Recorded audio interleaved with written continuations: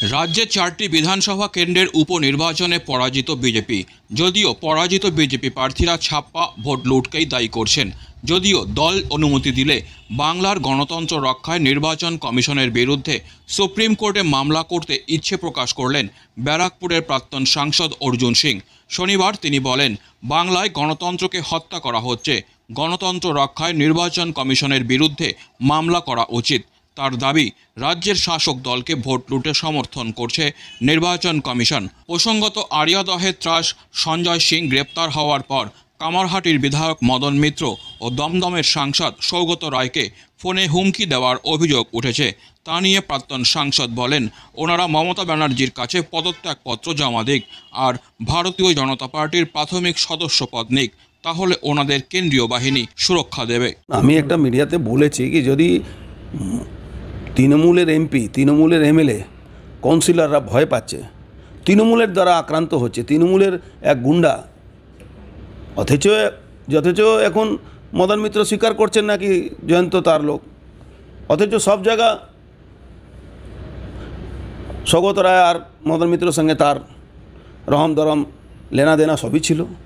মদন মিত্র তার মোটরসাইকেলে ঘুরতেন, মদন মিত্র তাকে ছবি ফুল দিতেন, মদন মিত্রকেও ফুল দিত, কেক খাওয়া হতো, সবই দেখা যাচ্ছে। বাংলায় তৃণমূল না করে একটা লোক ভ্যান রিক্সা চালাতে পারছে না, চালালে তাকে মানে তৃণমূল করলেও পয়সা দিতে হচ্ছে, কিন্তু ভ্যান রিক্সা চালাতে দিচ্ছে না যদি সে বিজেপি করে বা অন্য দল করে। সেখানে এমপি এমএলএ প্রাণের ভয়ে পুলিশকে ফোন করছেন, আমাকে বাঁচান, আমার খুন হয়ে যেতে পারে, আমি যে কোনো সময় গুলি খেয়ে যেতে পারি।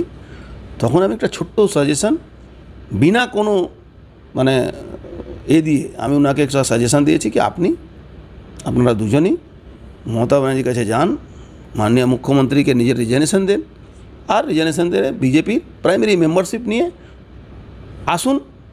আমরা প্রথম আপনি প্রাইমারি মেম্বারশিপ নিলেই আমরা আপনাকে সেন্ট্রাল ফোর্স, যাতে কেন্দ্রীয় গৃহমন্ত্রীর কাছে আবেদন করুন, যাতে আপনি পান, যাতে আপনার সুরক্ষা হয়, আপনার প্রাণে ভয় যাতে না থাকে। একটা মানুষ এক তো ভয়ে মরে, কমসে কম বিজেপিতে এসে তো লড়াই করে মরতে হবে, লড়াই করার জায়গা তো থাকবে। এখন তো আপনি লড়াই করার কোনো জায়গাই নেই, আপনাকে তৃণমূলই মারছে, তৃণমূলই ভয় দেখাচ্ছে, সেই তৃণমূলের সঙ্গে আপনি ঘুরছেন, তৃণমূলের সঙ্গে আপনি মালা পরাচ্ছেন, আবার তৃণমূলই আপনাকে মারছে। তো এটা দুর্ভাগ্য আছে বাংলায়। এখন সমস্ত ক্রিমিনালরা, গুন্ডারা এখন পুলিশ সিকিউরিটি পায়। তো আপনার তো পুলিশের উপরে ভরসা নেই, আপনি সেন্ট্রাল ফোর্সে জন্য আবেদন করুন রিজাইন করে, আর আমার চেলুয়া হয়ে চলে আসুন। আমি আপনাদের সমস্ত রকম সুরক্ষা ব্যবস্থাকে আমরা ঠিক করে দেব, যাতে আপনাদের উপরে কেউ হামলা না করতে পারে। হামলা করলে আগে আমরা থাকবো, আমাদের উপরে আগে হামলা হবে, তারপরে আপনার উপরে হামলা হবে। পুলিশ মন্ত্রী তো শাসক দলের, দুর্ভাগ্য এটা। শাসক দলের পুলিশ মন্ত্রী, মাননীয় মুখ্যমন্ত্রী পুলিশ মন্ত্রী, তা সত্ত্বেও এমএলএ এমপিরা নিরাপত্তাহীনতাতে ভুগছে। এটা দুর্ভাগ্য বাংলার মানুষ দেখুক। 1000 টাকা দিয়ে ভোটটা দিয়ে দিলে কী অবস্থা হতে পারে এটা দেখুন। মদন মিত্র বলেছে যে ভবানীপুরে কি থাকতে হবে এখন কামাহাটিকে। না, ভবানীপুরেও ওনাকে কাঁচের ঘরে থাকলে হবে না, ও পুরো এতে থাকতে হবে, কিলার মতন ঘর বানিয়ে নিতে হবে, যাতে কোনো হামলা কেউ না করতে পারে। বিমল শাহ বাড়ি থেকে বেরোতে পারছেন না কাউন্সিলর। বিমল শাহের কথা ছাড়ুন, বিমল শাহ তো প্রায় 1.5 বছর পরে এবার উদয় হয়েছে। যেই জয়ন্ত ধরা পড়েছে সেই বিমল শাহ উদয় হয়েছে। ওনার উপরে অনেক রকম এলিগেশন আছে, উনি কত কোটি কোটি টাকা নিয়ে লোকের চলে গেছিলেন, অনেক দিন ধরে আসেননি, থাকতেন না এখানে। বিজেপি না, বিজেপি কোনোদিন আশাবাদী ছিল না। এই 4টে বাই ইলেকশনে কোনোদিন বিজেপি আশাবাদী ছিল না। আমি তো বলছি, দল যদি পারমিশন দেয়, ইলেকশন কমিশনের এগেনস্টে কোর্টে মামলা করা উচিত। কি তারা গণতন্ত্রকে বাঁচাবার জন্য বিন্দুমাত্র চেষ্টা করছে না।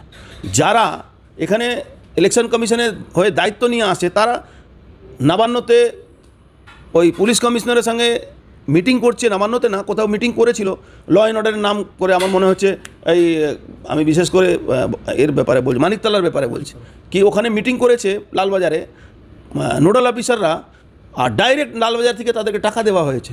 আজকে পুলিশ প্যারামিলিটারি ভূমিকা কি, ইলেকশন কমিশনের ভূমিকা কি? আমি তো বলবো, আমার মনে আছে 2021 সালে একটা অবজারভেশন দিয়েছিল আপনার মাদ্রাস হাইকোর্টে, কি ইলেকশন কমিশনের উপরে 302 মামলা করা উচিত। ইলেকশন কমিশন কিছু দেখছে না, এই সময় ইলেকশন কেন করাচ্ছে। আমি এখন বলছি, দল আমাকে পারমিশন দিলে আমি সুপ্রিম কোর্টে একটা মামলা করতে চাইছি, যাতে ইলেকশন কমিশন যে গণতন্ত্রকে হত্যা করছে, এই গণতন্ত্র হত্যাকারী হিসাবে এই ইলেকশন কমিশনের উপরে মামলা করে তাদের তাদেরকে চ্যালেঞ্জ করা উচিত যে এরা গণতন্ত্রকে রক্ষা করতে পারছে না। নিষ্ক্রিয় থাকছে। নিষ্ক্রিয় না, এরা জেনে শুনে একটা শাসক দলকে গুন্ডামি করা জানে, লুট করা জানে, ভোট অধিকার লুট করার জন্য তাদেরকে সাপোর্ট করছে, নট নিষ্ক্রিয়, সাপোর্ট করছে।